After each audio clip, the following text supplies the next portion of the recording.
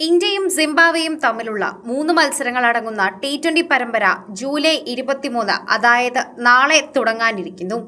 Harare sports ക്ലബ്ബിലാണ് ആദ്യ മത്സരം അരങ്ങേറുന്നത്. മത്സരത്തിന് മുന്നോടിയായി ഇന്ത്യൻ യുവതാരം വൈഭവ് സൂര്യവംശിയെക്കുറിച്ച് സംസാരിക്കുകയാണ് മുൻ താരം ക്രിക്കറ്റ് അനലിസ്റ്റുമായ ആകാശ് ചോപ്ര. 2024 T20 ലോകകപ്പിന് ശേഷം സിംബാബ്വേക്കെതിരായി കളിച്ച അഭിഷേക് ശർമ്മ ലോകത്തിലെ ഏറ്റവും വലിയ അന്താരാഷ്ട്ര T20 ബാറ്റർമാരിൽ ഒരാളായി മാറിയതെന്നും സമാനമായ മുന്നേറ്റമാണ് വൈഭവിൽ നിന്ന് പ്രതീക്ഷിക്കുന്നതെന്നും ചോപ്ര പറഞ്ഞു. വൈഭവിന് മുഴുവൻ അവസരവും നൽകാനാണ് സഞ്ജു സാംസണിനെ പോലും ടീമിൽ ഉൾപ്പെടുത്താതിരുന്നതെന്നും അതിനാൽ വൈഭവിന് ലഭിച്ച വലിയ അവസരമാണിതെന്നും അദ്ദേഹം കൂട്ടിച്ചേർക്കുകയും സംസാരിക്കുകയും ചെയ്തു.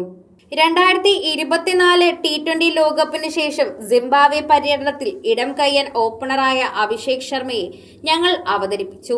അന്ന് അദ്ദേഹം 3-ാം നമ്പറിലായിരിക്കാം കളിച്ചിരിക്കുന്നത്.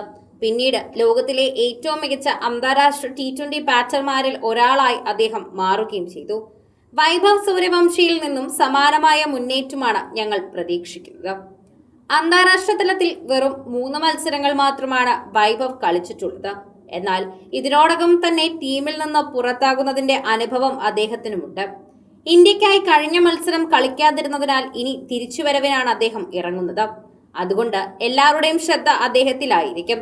വൈഭവിന് മുഴുവൻ അവസരവും നൽകാൻ നിങ്ങൾ സഞ്ജു സാംസണിനെ പോലും ടീമിൽ ഉൾപ്പെടുത്തിയിരുന്നത്. അതിനാൽ ഇപ്പോൾ തന്നെ വൈഭവിന് ലഭിച്ച വലിയ അവസരമാണെന്ന് ചോപ്ര അഭിപ്രായപ്പെട്ടിട്ടുണ്ട്. ഇംഗ്ലണ്ടിനെതിരായ 2-ാം മത്സരത്തിലാണ് ശരിക്കും പറഞ്ഞാൽ 15-കാരനായ വൈഭവ് സൂര്യവംശി ഇന്ത്യയ്ക്ക് വേണ്ടി അരങ്ങേറ്റം കുറിച്ചത്.